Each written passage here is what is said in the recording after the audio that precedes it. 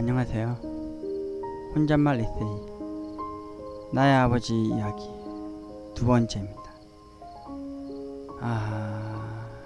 이번 얘기는 좀 무거울 수 있겠습니다. 아니면 아니고요. 두 번째 이야기는 아버지가 하늘나라로 가게 된 그 순간입니다.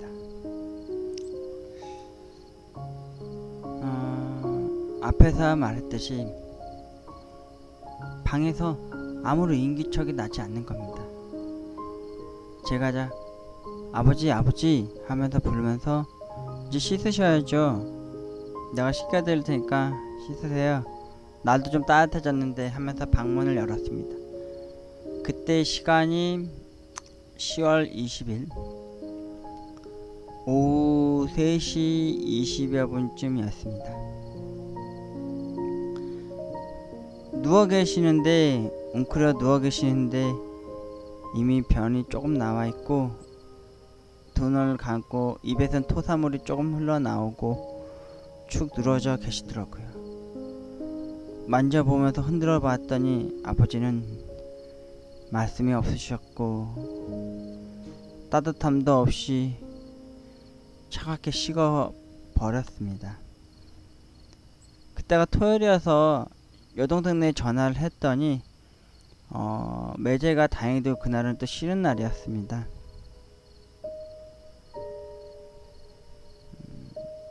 동생한테 이런저런 얘기를 하고 일단 매제가 와주기로 했습니다. 일단 동생 말로는 119에다 신고를 하라고 하더라고요. 근데 와서 만약에 돌아가시는 상황을 얘기하면은 시신을 안 갖고 갈 수도 있으니 일단 오라고 하더라고요. 오라고 신고를 하라고 그러더라고요. 그래서 매제한테 먼저 연락을 하고 매제가 올 때까지 기다리는 동안 119에 전화를 해서 아버지가 주무시는데 거동이 움직이질 않으신다 이렇게 말씀을 해드렸죠. 그리고 얼마 있어 매제가 왔고 그리고 또 얼마 있어 119 구급대원들이 왔고 동네 경찰들 둘이 왔습니다. 119 대원들이 와서 일단 심장 맥박 기기를 대서 테스트를 했더니 죽은 걸로 인지를 하시더라고요. 그리고는 가져가질 않더라고요. 저는 가져갈 줄 알았는데 정말 그렇게만 보고만 가시더라고요. 그리고 경찰이 사건 경위와 왜 이렇게 돌아가시게 됐고 왜 이 방에 혼자 계신지에 대해서 여쭤보더라고요. 그래서 제가 9개월 동안 아버지 간호병원을 했고 아버지가 가시게 된 거에 대해서 얘기를 했죠. 심장투석을 하신 거에 대한 것과 무슨 약을 먹었는지에 대해서도요. 그리고 얼마 안 있어서 동생한테 또 전화가 왔는데 장례식장 빨리 알아봐서 시신 인구를 하는 게 좋지 않겠냐고. 아는 동네 가까운 장례식장이나 아니면은 고대 장례식장이 또 있다고 하더라고요. 그래서 제가 일단 알아보려고 했는데 또 바로 또 검시관이 한 명이 왔습니다. 사진을 찍고 경찰 쪽 사람들이었는데 사진을 찍고 그리고 아버지가 드신 약과 아버지의 주민등록증에 대해서도 알아보았습니다. 이것저것 보여드리고 아버지의 지병에 대해서도 말씀드렸고 치료 과정이랑 어떻게 해서 이렇게 혼자 이 방에 계셨는지에 대해서 얘기를 해드렸습니다. 그리고 또 경찰분들이 가시자마자 가죽 자켓에 영락없이 사법경찰 입으신 두 분이 오셨는데 그리고 또 법의학자라고 하는 사람이 또 왔습니다. 그런데 짜증난 게 뭐냐면은 경찰에 했던 말을 또 사법경찰 입은 경찰한테 또 얘기를 해야 했고 또 법의학자가 또 물어보면 또 법의학자한테 또 얘기를 해야 했습니다. 일단 아버지가 또 돌아가신 그 날은 또 윗도리도 아예 다 벗으셔서 훌러덩 벗고 알몸으로 누워있는 상태여서 혹시나 노인 학대 아닌가 싶을 정도로 저를 좀 이렇게 의심을 하는 겁니다. 그때 빨리 장례식장 차를 불러야 되는데 자꾸 그렇게 묻고 또 묻는 걸 계속 물어보는 겁니다. 심지어 그 사고경찰 중에 그 젊으신 분이 자꾸 저한테 대묻고 대묻는 게 너무 많은 겁니다. 그래서 제가 막 얘기를 하고 또 얘기를 하는데 그때 뭐 눈물을 흘릴 시간 틈도 없는 시간대여서 좀 아버지 가신 거에 대해서 좀 놀라긴 놀랐어야 했는데, 그 전전부터 어머니랑 계속 준비를 한 거라서 가시는 거에 대해서 어떻게 해야 되는지에 대해서 좀 인지를 하고 있는 중이었기 때문에 그 딱히 뭐 겁은 많이 안 났지만 좀 그래도 떨리긴 떨렸습니다. 그리고 가고 나서 사법경찰분들이 가면서 저한테 하는 말이, 혹시나 뭐 좀 특이점이 오거나 뭐 좀 더 조사할 일 있으면 전화가 올 수 있다 이러면서 저한테 자기들은 중랑 그 경찰 어디 서에서 왔다고만 얘기를 해주고 간 겁니다. 그리고 얼마 있어서 그 검시관이 저한테 얘기를 하는데, 나 저 그때 너무 놀랐습니다. 검시관이 뭐라 그랬냐면은 자기 계좌번호 적힌 영지를 주시면서 장례식장에 갈 때 시신을 인구를 받아서 가려면, 그쪽에서 받아내려면은 여기서 사인을 알아야 하기 때문에 자기가 알려준 이쪽 계좌로 25만원을 붙여주면은 사망진단서를 총 9부를 배부해 준다는 겁니다. 우편물로 바로 장례식장으로 보내준다고 하더라고요. 그러니까 시간 늦기 전에 빨리 지금 당장 돈 붙이라는 식으로 얘기를 하는데, 제가 물어봤어요. 아니 무슨 사망진단서 때문에 무슨 9장이나 필요하고 또 25만원이나 드냐고. 너무 비싼 겁니다. 저한테 있어서 큰 돈이었죠 그때 하는 말이, 아버지 돌아가시고 나서 아버지 명의로 된 땅이라든지 뭐 집전화라든지 뭐 도시가스라든지 뭐 그런 아버지 명의로 된 웬만한 것들을 다 이제 돌려놓으려면은 사망진단서라는 게 필요한데, 이게 원본이 있어야 된다. 수입인지 찍힌 거나 뭐 인장 같은 거를 따로 이렇게 복사해서 쓰지 않아야 되고, 그 사람들이 이거를 받아야지만 제출하면 이 사람이 이제 서류를 보관을 해야 되기 때문에 그 정도 필요하고, 월에 없어서 다시 주문을 해서 이제 받아가신 경우가 있다고 하더라고요. 제가 그래서 아니 한 장만 떼가지고 제가 복사하면 안 되냐, 그러니까 복사하면 안 된다고 하더라고요. 그게 법으로 걸린다고 그러나 뭐라. 아무튼 빨리 그 고려대학 그 병원 쪽에 그 고려대학 그 장례식장에다 문의 전화를 해서 사람 오라 그러고, 매장한테 잠깐 거기 지키라 그러고, 제가 이제 빨리 그 동네 가까운 마트 위층에 돈을 붙였습니다. 그리고 매자가 잠깐 집에 간 사이에 이제 따로 이제 보기를 했던, 어머니 모시고 장례식장을 오라 그러고 저만 일단 먼저 아버지 시신 인구해가지고 고대 장례식장 병원으로 가기 시작했습니다. 어머니는 아직 산에 간 상황에서 이제 집에 들어올 때쯤에 항상 그때가 대략 한 5시 6시 되면 연락이 갔을 것 같아서 바로 어떻게 올 방법이 없는 겁니다. 저기 지방 쪽으로 내려간 거라서.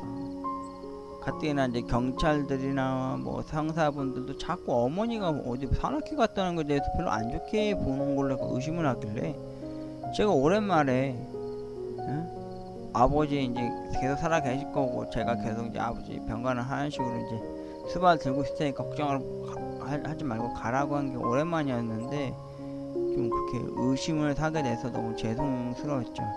아무튼 고려대학 병원의 안에 있는 장례식장에 갔습니다. 거기서 어떤 한 부장급인가 되는 어떤 관리하신 분을 한번 뵀는데, 거기서 이제 패키지에 대해서 얘기 들었습니다. 그나마 이제 좀 저렴하게 200 얼마짜리로 하고, 운구부터 해서 뭐부터 하는 거 대신 이제 입감 비용이나 다른 거나 하루 임대료 해가지고 3일장이니까 돈이 꽤 많이 들게 되겠더라고요.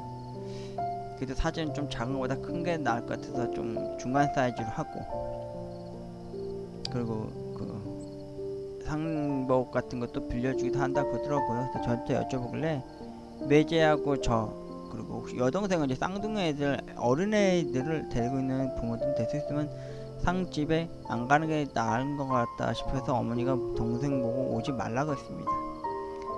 그 와중에 이제 어머니한테 연락이 왔고, 일단 매제가 저랑 같이 있었습니다. 따로 바로 왔더라고요. 매제가 혼자 먼저.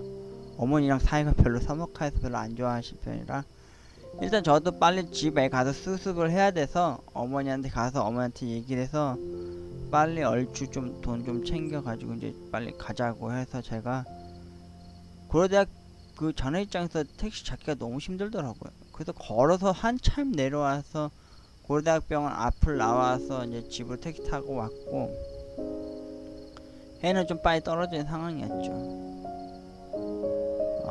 그리고 어머니를 모시고 왔습니다. 어머니는 그 상복으로 한복 검은 거 입고 그 자리에 앉아 계셨고요. 그리고 저희 아버지 시신을 운구해 주셨던 그 장례식 그 관리 그분께서 아버지를 깨끗이 씻겨서 이제 하얀 천으로 이렇게 두루 감은 걸로 이제 저를 보여드렸습니다.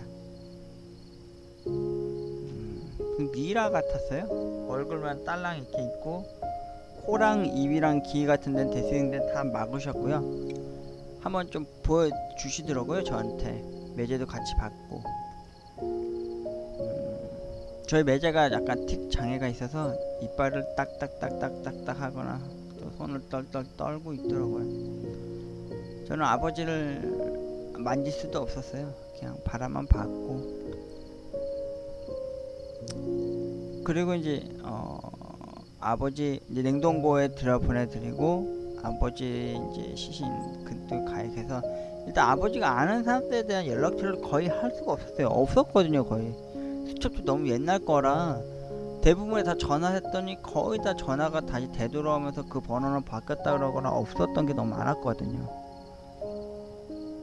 다행히 고모네 누나는 왔어요. 그 딸 되는 애랑 같이 와서 처음으로 왔어요. 그때가 일요일이었을 거예요. 첫 손님이었는데 왜 돌아가셨냐, 무슨 지병이 있었냐, 어떻게 해서 이렇게 살다 가시게 된 거냐 여러저러 물어봤죠. 생전 한 번 저희 집에 오질 않았어요. 이혼하고 나서도 고모가 돌아가시고 나서도 오질 않았으니까.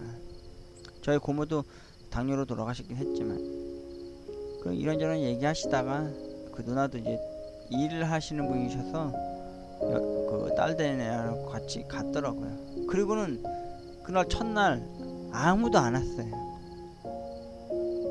다음날이 월요일 아침이 다가올 때까지 어머니는 저 빈소 안에 또 잘 수 있는 방에서 좀 주무시고요. 매제도 좀 안에 들어가서 또 딴 데서 좀 자고 있었고 저는 혼자 빈소를 지키고 있었죠. 잠 안 자고요. 그때 그 장례 입간하는 거 도와주시던 그 분께서 새벽 2, 3시쯤에 오셨어요. 왜 상주분께서 왜 안 주무시고 계시냐고. 그러면서 저한테 꽃 국화 하나 올리면서 향을 피우고 먼저 절 한번 해주시더라고요. 그때 그분이 참 많은 배려를 해주셨어요. 나중에 가서 얘기를 해드리겠지만 그분이 저한테 그러더라고요. 계속해서 내일 아주머니 몇 시부터 나오셔서 몇 시까지 일 도와드리다 갈 테니까 따로 돈을 챙겨주시던지 아마 하셔야 될 거라고. 예, 알겠습니다 얘기했어요. 냉장고 음료랑 웬만한 그 장례식장에 쓰는 그 슬리퍼는 만약에 뜯게 되시면 그걸 써야 되는 거에 대해서 돈이 나간다고. 그때도 그렇게 돈이 많이 나갈 줄 몰랐거든요. 아무튼 다음날은 또 많이 오겠거니 하고 생각했어요. 일단 어머니는 외가 쪽은 전부 다 전화를 돌리셨고요. 될 수 있으면 작은아버지 연락처를 동생이 알기 때문에 작은아버지랑 또 다른 막내분한테 전화를 해달라고. 세상에 저희 할머니 돌아가시고 나서 생전 한번 안 오신 분들이었어요. 그때 할머니 돌아가시고 나서 돈 별로 없는 거 같고 또 막 부죽은 거 많이 쌓아가지고 또 그 친척과 또 안 좋은 상황이 또 뭐 한번 또 뭐 하나가 더 있어서 서로 우리 집이 큰 집인데 불구하고 거의 명절 때나 신년 새해 때도 인사 한번 전화 오지도 않고 찾아오지도 않는 사람들이었거든요. 아무튼 아버지 가셨다고 연락을 하면 올 것 같아서 계속 기다리고 있었죠. 저는. 그리고 그날 새벽에 잠 못 이룰 때 아버지한테 이런 얘기를 했어요. 아버지, 저 정말 끝까지 지켜드리지 못해서 죄송해요. 그 전날이라도 제 일은 계속 목이 쉬어라 불러주셨을 때 한번 방 문 열어봐주고 그리고 그때 씻겨드렸어야 되는데 가는 임종까지도 못 봐드려서 죄송하다고 이야기하고 또 이야기했습니다. 그때 바람 한 점 없는 그 방 안에서 촛불이 흔들흔들 하긴 하더라고요. 에어컨도 안 틀어져 있었고 선풍기도 없었는데 말이죠. 다음날 월요일 아침쯤이었을까? 처음엔 어머니의 지인이 오셨고요. 제 지인이라고 하면 그때 당시에 점주님이 와주셨죠. 너무나도 고맙습니다. 저녁 늦게만 와주셨거든요. 그리고 엄마 외갓분들도 많이 오셨거든요. 근데 아버지 쪽은 그 작은아버지 아들 결혼한 그 애하고 아들 되는 사람하고 작은아버지가 오셨고 광양 쪽에서 진짜 연락하기 힘들었던 그 형제 네 분도 왔어요. 아들 둘 데리고 왔는데 장정한 사람들이었거든요. 근데 그분들이 끝까지 말썽이었어요. 아버지 발인하는 그 순간까지도 간을 들어줬는데 발인하는 데까지 안 간 거예요. 안 따라온 거예요. 자기 형이 죽었다는데도 안 따라온 거예요. 세상에. 그래서 심지어 저희는 발인할 때 그때 운전기사 분이 아는 지인분들 돈 써가지고 이까 그 발인할 때까지 관까지 들게 했었거든요.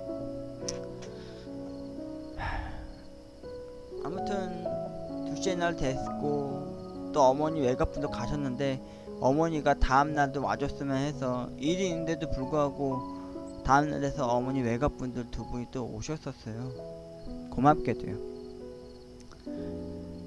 그리고 그 다음날 마지막 날 당일 2박 3일 이렇게 사이 두 번째 된 날 밤 엄마하고 저하고는 현실에 부딪혔어요. 장례비가 너무 많이 나온 거죠. 하루하루 대여비랑 뭐 식사 용품비랑 그 냉장고도 될 수 있으면 음료를 함부로 많이 꺼내먹으면 안 되겠더라고요. 그래서 그것도 미리미리 다 채워놓고 쓴 거는 뭐 슬리퍼, 삼산 슬리퍼 2켤레, 양말 한 쌍, 그리고 상여복 빌려 입은 거 따로. 그거는 뭐 따로 별도 계산이었으니까 제가 나중에 와서 은행 가서 돈 붙였고요.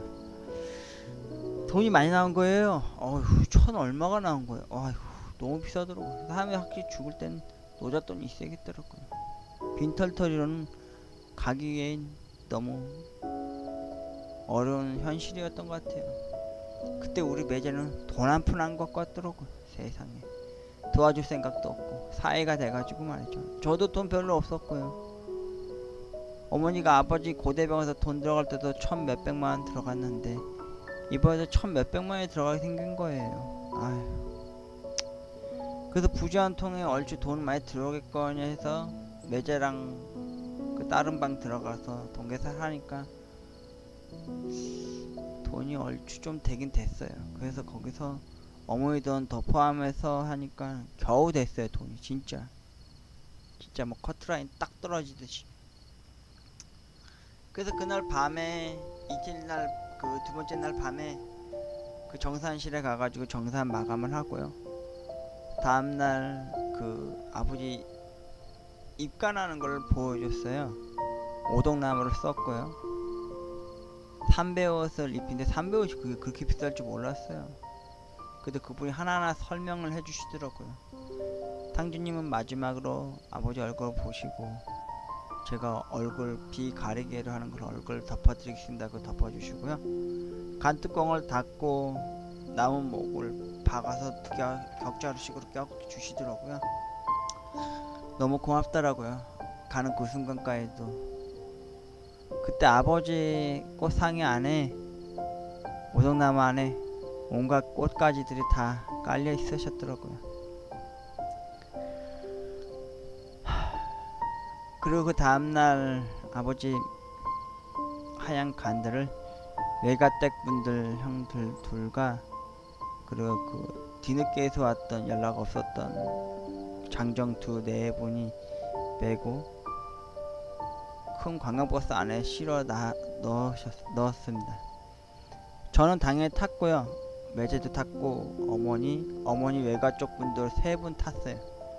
근데 진짜 그 형이 갔는데 그 막내 동생이라는 사람 아들 둘도 있으면서 정정한 키가 있는 애들이 안 따라오는 거예요. 그래서 우리 어머니가 가자고 가서 간이라도 들어달라고 했는데 바쁜 있어서 안 간다고 막 아유 세상에 자기 친형이 가는데 그래서 우리 엄마가 화가 나는데도 어쩔 수 없이 그냥 왔어요 혼자. 근데 그 관광버스 안이 어휴 너무 썰렁한 거예요. 외롭게 우리 아빠 또 외롭게 가시는구나 하고 가뜩이나 아버지 지인 연락도 안 되다시피 해서 거의 거의 없었고요. 아버지 회사 동료분들도 없었고 어머니 외가 쪽 분들이나 엄마 지인분들 엄마 산악회 갔다가 괜히 죄스러운 마음에 오신 산악회 그분들 총 모임 사람들도 오고 옛날 우리 집 토박이 했을 때 같이 살았던 전파사 아저씨도 오셨고 저희 점주님도 오셨고 아무튼 뭐 그랬는데 그래서 발렛날 벽제 거기로 갔어요. 어휴 거기 세상에 운구차들이 엄청 줄 서 있더라고요. 상조회사 차량들도 많고 막 진짜 줄을 섰어요 차들이. 이렇게도 많이 돌아가셨나 해보고 싶을 정도였죠 제가 봤을 때. 그리고 마지막으로 운구를 할 때 그 들 사람이 없잖아요 관을. 그래서 운전사분한테 돈 좀 들여서 아버지 운전사 몇몇 분 돈으로 이제 좀 들여서 우리 엄마 외갓분들 2분 그쪽 운전사들 분들 2분 해서 시신 화장터로 향했죠. 그때 또 많았어요 정차가 또. 그래서 간을 나무 간으로 할 거냐 자기로 할 거냐 아니면 뼈가루를 또 어떻게 모실 건지에 대해서 아니면은 공동으로 해서 저쪽 언덕바지 좀 올라가면은 공동으로 뼈가루를 뿌려서 거기서 이제 한 번에 합동장을 하는 데가 있다고 하더라고요. 근데 저희가 그때 돈이 너무 없어서 그리고 사는 게 너무 좀 그래서 또 모시기에는 좀 너무 저희가 좀 여건이 안 되다 보니까 합동을 해서 그냥 뿌려주는 데다 뿌려드리기를 하게 된 거죠. 요새는 함부로 강이나 바다, 산 아무데나 뿌리면 또 그게 법으로 걸린다고 하더라고요. 아무튼 아버지 화장하는 걸까지 보고요. 그 뼈가루 이제 내는 과정을 또 이렇게 마이크로 얘기하면서 이렇게 보여주는 게 있더라고요. 금방이었어요. 또 점심 때쯤 됐을 때쯤이어서 그 밑에 가니까 막 뭐 국밥이랑 막 설렁탕 뭐 그런 걸 많이 팔더라고요. 땀 흘리면서 막 그걸 엄청 먹었죠 다들. 저는 솔직히 배가 고파하는지 안 고파하는지 모를 정도로 먹는 만원도 했고요. 그러고 나니까 다 아버지 화장 다 돼서 뼈가루 이제 한쪽에 모아놓고 앞에서 이제 유리 벽으로 이제 한 분이 이제 그 뼈를 기계에다 이제 갈아서 이제 그 하얀 한지 같은 거에다 이제 싸가지고 저희 아버지 뼈가루를 이제 그 나무관에 넣어서 이제 저희한테 주는 과정을 제가 이제 들었죠. 근데 가슴에 딱 대고 이렇게 나무관 목관 안에 들어있는 아버지의 뼈가루를 들고 있는데 너무 뜨뜻한 거예요. 따뜻한 거죠. 마치 핫팩처럼. 그리고 언덕바지에는 철 계단을 올라서 거기 합동으로 그 뼈가루를 뿌리는 데가 있어요. 큰 자기로 된 거였는데 그 뚜껑을 그러니까 그 뚝배기 같이 생긴 거였는데 그 뚜껑을 열면은 거기다 이제 뼈가루를 이제 저 3번 그리고 어머니 3번 그 같이 오신 분이 3번 뿌리고 많이 남았으면 나머지는 이제 아들이 한 번에 몰아서 이렇게 뿌려주시면 된다고 하더라고요. 그래서 하얀 천을 이제 걷어내서 안을 보니까 약간 연한 회색 가루가 이렇게 있는 거예요. 한 줌에. TV 드라마나 영화를 보면 뼈가루가 약간 밀가루처럼 생기고 온기가 오는 찬 거인 줄 알았는데 하얀 면장갑을 낀 걸 상태로 그 뼈가를 딱 지이는데 너무 뜨겁고 너무 따뜻한 거예요. 그래서 그거를 아버지한테 너무 죄송했어요. 그걸 뿌려드리면서도요. 누구처럼 납골을 해서 좀 모셨어야 되는데 그럴 여건이 너무 안 됐고, 아무튼 그러고 모셔드리고 절을 하고 기도를 하고 계단을 내려왔습니다. 가족 친지 네 분들은 집으로 다들 가셨고요. 저는 엄마랑 저랑은 이제는 다시 고려대학 장례식장으로 향할 수밖에 없었어요. 입고 있는 옷들을 빌려 입은 상복들이라 그걸 다시 반납을 하러 가야 했으니까요. 버스를 타고 고려대학병원 장례식장으로 향하는데 그날 하늘이 참 맑고 따뜻하더라고요. 겨울날씨 못지않게 말이죠.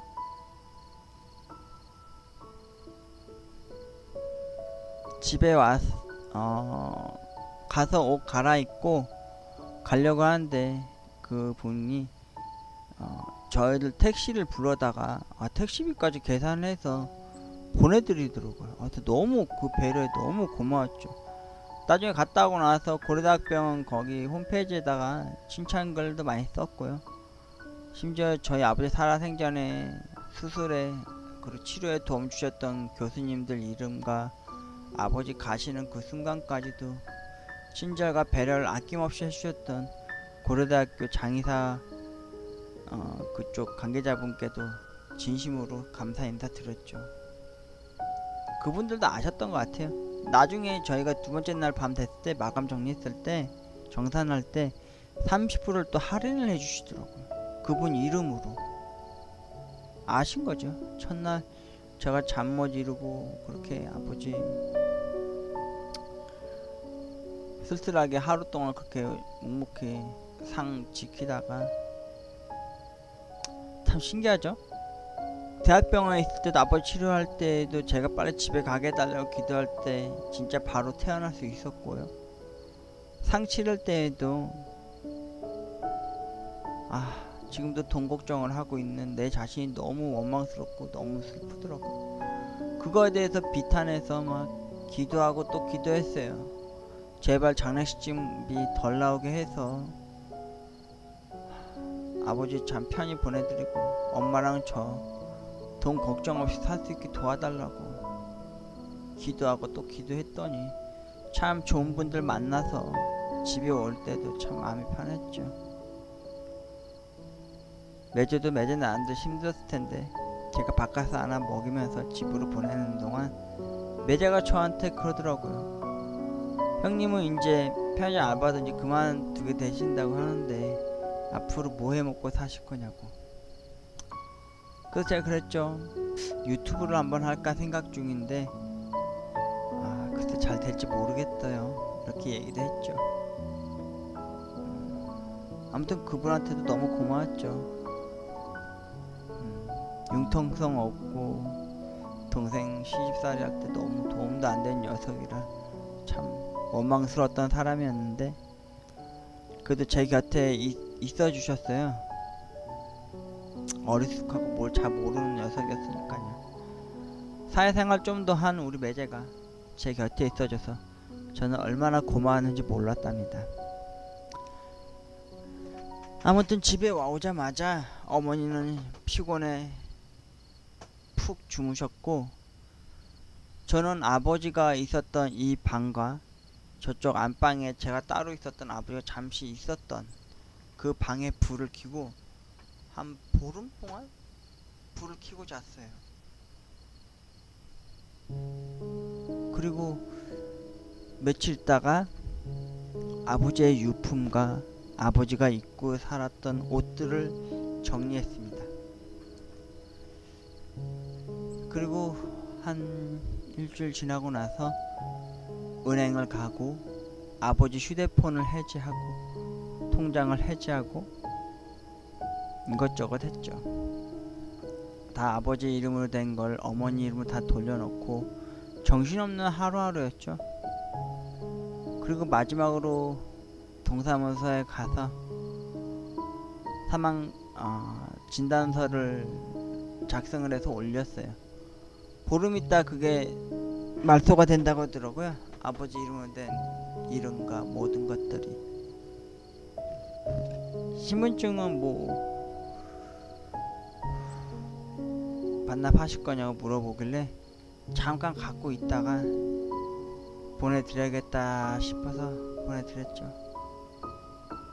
근데 그게 끝인 줄 알았는데 이 집 명의가 아버지 이름으로 돼 있는 걸 어머니 이름으로 돌려야 되는데 저와 여동생이 걸려있다 보니까 재산 상속 포기를 해서 어머니 쪽으로 돌려야 돼서 그것도 돈이 많이 들더라고요. 한 300만원 넘게 들었어요. 법무사 통해서 어떻게 해야지만 그것도 과정이 또 복잡해져서 엄청 절차 복잡하더라고요. 아휴, 재산 상속세다 뭐다 해서 겨우 어머니 명의로 들어간 것도, 그분도 또 좋게 해서 싼 맛에 그 부동산 아저씨 토박이 분이 연결을 해주셔서 좋은 법무사 만나서 어머니 이름으로 이 집도 명의로 옮겼고요. 그리고 아버지 가시고 또 얼마 있어서 저도 퇴직을 당했죠. 편의점에서 더 일을 하고 싶었는데 그쪽 점주가 자기는 1년이 넘으면 퇴직금을 못 챙겨준다. 그리고 자기는 전 점주와 다르게 마진율이 적어서 챙겨가는 게 없어서 뭐 4대 보험이나 연금이든 뭐 그런 거 하나 들어줄 의향이 없다. 부담돼서 안 된다. 미안하다 이러면서 자기들하고 맞지 않는다 그러면서 저를 쳐내더라고요. 그래서 한동안 좀 힘들었죠. 근데 어머니도 뭐라 말 안 하시더라고요. 빨리 일을 구해서 일해야 되지 않냐 이런 말 안 하시더라고요. 왜냐면 9개월 동안 아버지를 수발을 들었고 가는 그 순간까지도 어머니 곁에 계속 있어줄 수밖에 없었거든요. 그리고 상실의 시대가 찾아왔어요. 불안감과 두려움, 그 안습해오는 그 상실은 참으로 컸어요. 보이지는 않는데 그 많이 느껴지더라고요. 아버지 49제가 끝난 날에도 저는 눈물이 나지 않았어요. 따로 어머니가 챙겨드렸던 49제가 끝나고 저는 아버지가 따로 좋아하시는 번데기 그리고 순대나 간, 소주 한 병을 사들고 와서요. 49제 다음 날인가? 어머니가 집에 없는 날 아버지의 사진을 꺼내놓고 작게나마 아버지를 위해서 기도를 드리고 절을 했습니다. 그리고 어느 날부턴가 이젠 하나님이 아니라 밤하늘의 달이 아니라 어쩌다 한 번씩 반짝거리는 별빛이 아니라 아버지에게 편지를 쓰곤 합니다. 아버지, 돈 걱정 없이 살 수 있도록 저에게 희망을 주세요. 아버지, 엄마랑 이 집을 지킬 수 있도록 제게 고난이 아니라 행복하게 살 수 있는 기회를 주세요라고. 이렇게 계속해서 어쩌다 한 번씩 남들 잠드는 새벽녘 시간에 한 3시나 한 4, 5시쯤 양치한다는 핑계로 마루에 나와서 아버지께 이야기하곤 해요. 혼잣말을 하는 거죠.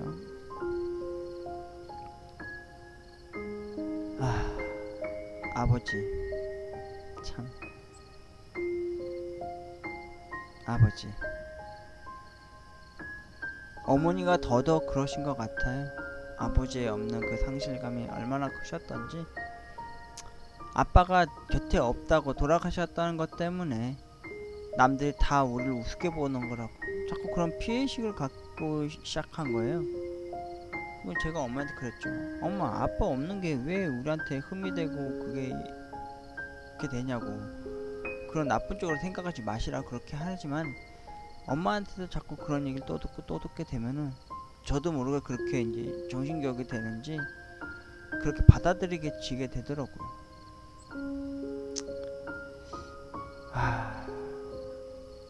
아버지, 그의 나이 80세셨습니다.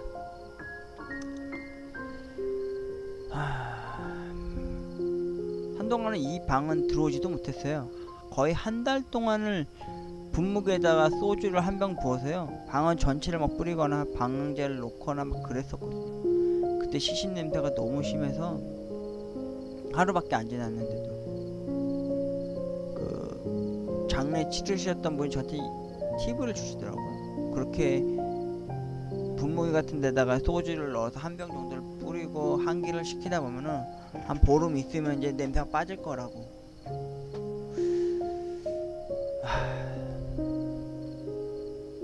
근데 제가 처음으로 아버지를 잃은 거에 대한 상실감에 울었던 적이 있었습니다. 크리스마스 이브날 새벽 3시였습니다. 정확히 그날 처음으로 화장실에 변기에 앉아서 엉엉 울었습니다. 아빠 보고 싶다고, 많이 보고 싶다고. 그때 많이 더 챙겨주지 못하고 지켜주지 못해서 미안하다고 많이 울었습니다. 크리스마스 당일날 또 저희 매장 또 일을 한다고 그래서 어머니가 쌍둥이 조카들을 보러 갔을 때 아버지가 즐겨드셨던 그 번데기 한 캔 사갖고 와가지고요, 49제 때 먹다 남은 정종을 한 잔 먹었습니다. 번데기랑. 그날 참 슬펐습니다.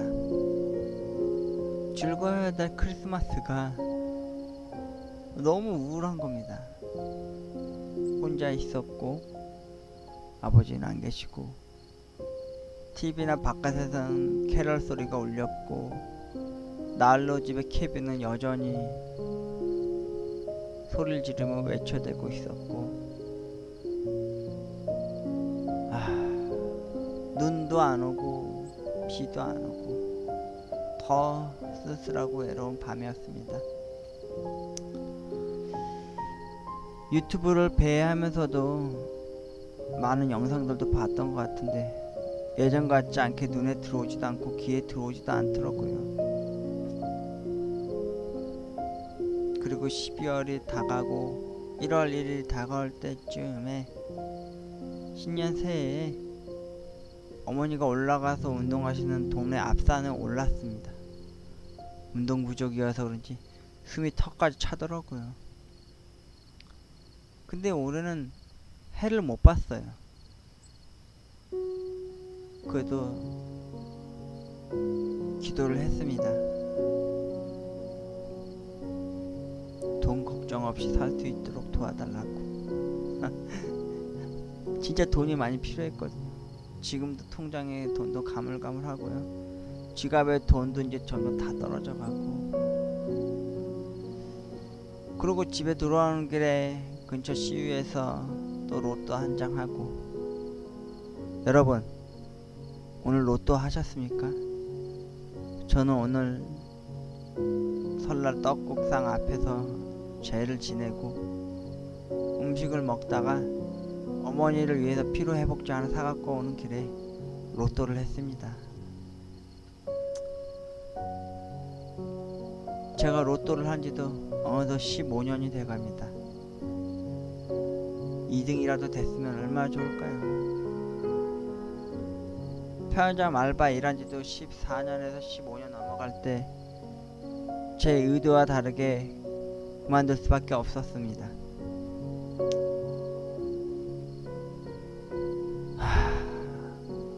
오늘 처음으로 아버지 없이 설날을 보냈습니다.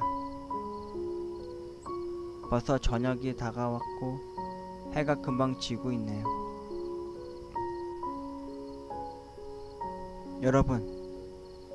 여러분의 아버지는 어떤 분이셨습니까? 저처럼 먼저 하늘나라로 먼저 보내드렸습니까? 아니면 아직도 곁에 계신가요?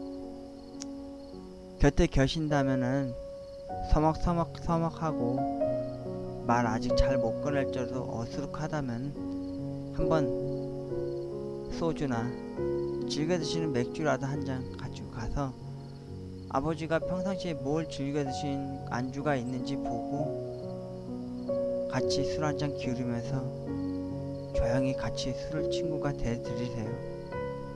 전 좀 더 그걸 잘 일찍 못 해드린 것에 대해서 너무 죄스럽게 느껴집니다. 아버지한테 마지막으로 해드렸던 음식이 있었습니다. 제가 뜨거운 물에 국수를 한 500원짜리 동전 크기만큼에서 넣어서 팔팔 끓여 국수가 떠오르면 찬물을 넣어서 또 한번 끓여 쫄깃함을 준비했고요. 마트에 가서 멸치 국수 육수용을 사와서 파 송송 썰고 파 다져서 넣어서 국수를 말아드렸습니다. 그게 제가 아버지한테 해드렸던 마지막 음식이었습니다. 그러고 보니까 아버지 돌아가시고 난 이후에 까마귀가 울지 않습니다. 저는 그래서 생각했습니다. 아, 까마귀는 저승사자구나. 웬걸요? 아버지 돌아가시고 정확히 한 보름 있다가 인근 주변에서 또 까마귀 우는 소리가 나는 겁니다. 전에는 분명히 저희 집 앞에서 항상 울고 그랬었던 까마귀가 인근 주변에서 우는 겁니다.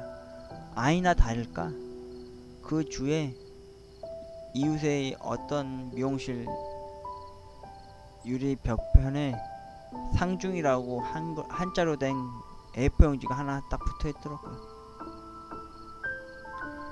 그리고 또 아니나 다를까 제 여동생이 사는 그 동사무소 뒤편에 그 지역 쪽에서 까마귀들이 그렇게 오는 겁니다. 아침마다. 근데 아니나 다를까 어머니 모시러 가는 저녁 때쯤에 그 주변에 어딘가에서 119 차가 와서 싣고 가는 겁니다. 그게 시신이었는지 사람이었는지 모르겠지만 말이죠.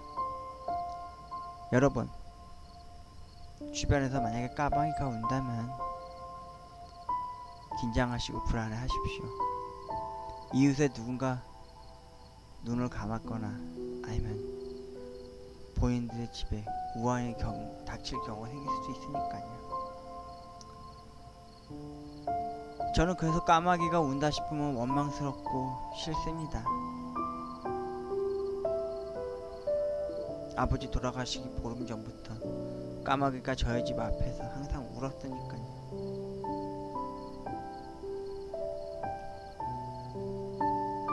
참 많이 힘들고 많이 답답하고 쓸쓸했습니다. 아버지를 보내고 가시는 그 순간순간까지 고민과 걱정은 항상 늘 그림자처럼 따라왔습니다. 아주 무거울 만치요. 그게 뭐였는지 아시죠? 바로 돈이었습니다. 사람이 죽으려면 돈이 있어야 하고 죽어도 잘 가려면 돈이 있어야 하고 잘 모시려고 해도 돈이 있어야 하는 겁니다. 저는 지금 아직도 돈 걱정하며 살고 있습니다.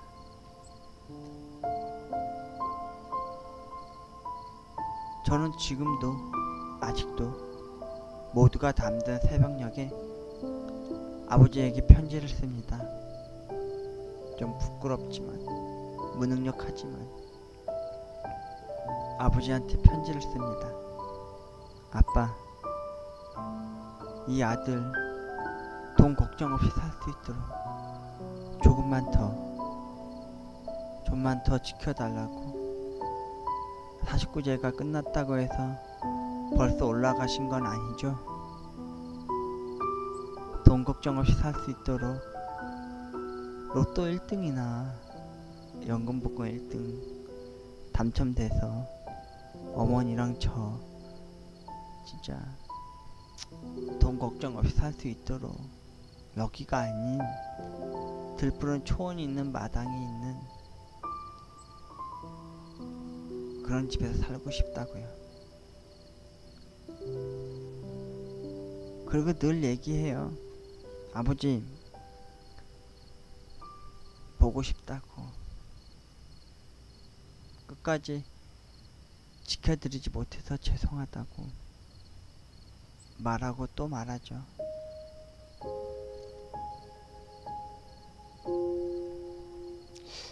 돌아가신 그 모습을 보았을 때도, 입가나는 그 모습을 보았을 때도, 뼈가 으스러지고 갈라졌을 때에도 뼈가루를 쥐고서 3번을 뿌려드렸을 때에도, 집에 들어와 아버지 유품을 정리했을 때에도 눈물은 나지 않았었습니다. 심지어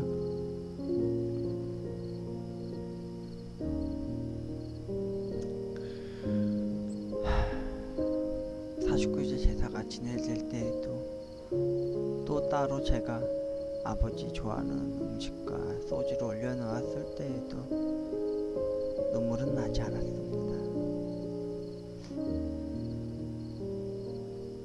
그런데 크리스마스 당일날 새벽에 눈물이 났습니다. 아이처럼 엉엉 울었습니다. 아빠 보고 싶다고, 미안하다고, 끝까지 지켜드리지 못해서 미안하다고요. 아버지, 저는 아버지를 존경하고 사랑합니다. 그리고 아버지,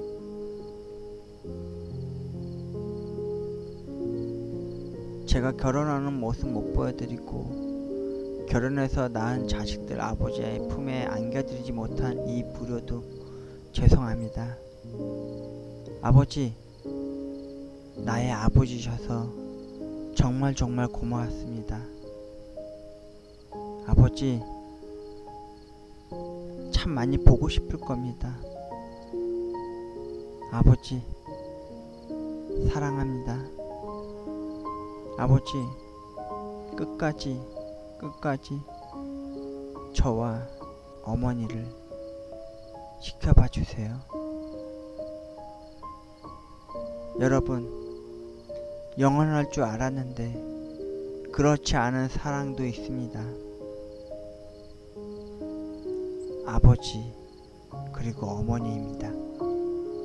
여러분들의 어머니와 아버지 곁에서 조금만 더 살갑게 다가앉아서 이야기 못할지언정 술 친구라도 되어드리세요.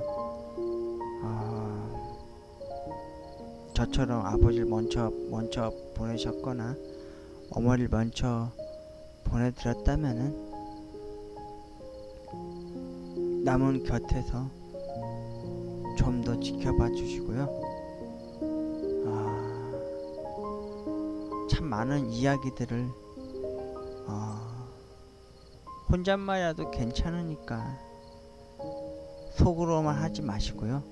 입 밖을 내뱉어내셔서 편지를 한번 써보세요.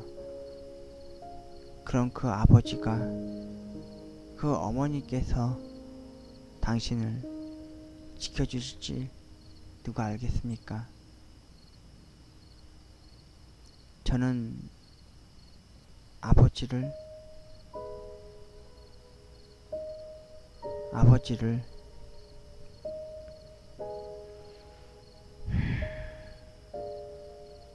떠나보냈다고 생각하고 있지 않습니다. 남들은 그러면은 그게 사념이 돼서 귀신이 돼서 따라다닌다 그런다는데 저는 괜찮습니다.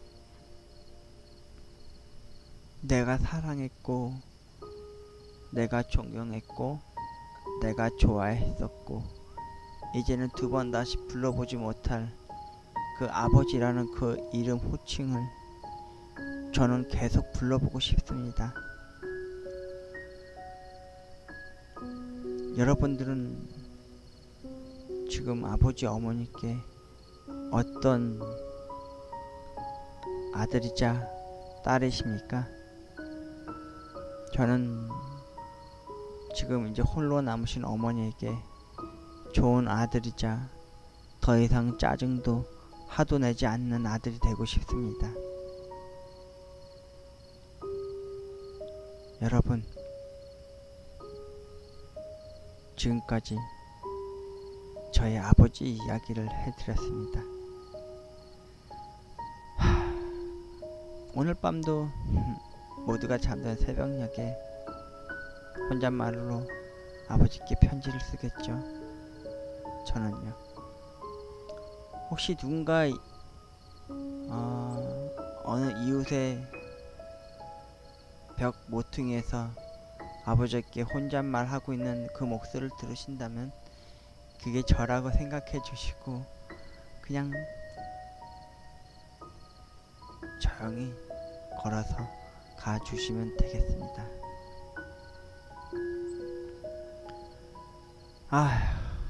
그냥 마음이 좀 많이 울컥하고 좀 슬퍼집니다. 다시 아버지가 시간을 되돌릴 수는 없지만 이제 돌아가신 지 10월, 11월, 12월, 1월 벌써 3개월, 4개월이 되어가는데 아직 제 꿈은, 희망은 이루어지지 않았습니다. 아시잖아요. 돈 걱정 없이 살 수 있는 거. 그날이 다가오면요, 멋지게 정장 수트 멋지게 검은색으로 차려입고요, 멋진 구두도 신고 정종 하나 들고서 아버지 사진 품고 아버지 뼈가를 뿌려드렸던 모시지 못한 벽제 거기 가서 아버지께 술 한잔 따라드리고 거기 가서도 또 이런저런 혼잣말도 많이 하게 될 것 같습니다. 그런 날이 빨리 왔으면 좋겠어요. 돈 걱정 없이 살 수 있는 그 날이요. 혼잣말 에세이, 나의 아버지 이야기, 마지막이라고 하고 싶진 않지만 두 번째 이야기였습니다. 여러분, 어머니 아버지 곁에서 평생 있어주지 못합니다. 않습니다. 그러니까 여러분의 어머니 아버지 곁에서 조금만 더 손을 내밀어 주세요. 조금만 더 곁에서 술친구가 되어주시거나 이야기꾼들이 되어주세요. 그거 어려운 거 아닙니다. 어머니 아버지 앞에서 이야기 많이 한다고 해서 가볍거나 뭐라고 쓴소리 하실 분들은 아니고요. 여러분, 여러분의 부모님들께 좋은 아들이자 딸이 되시길 빌겠습니다. 지금까지 윤호였습니다. 고맙습니다. 새해 복 많이 받으세요.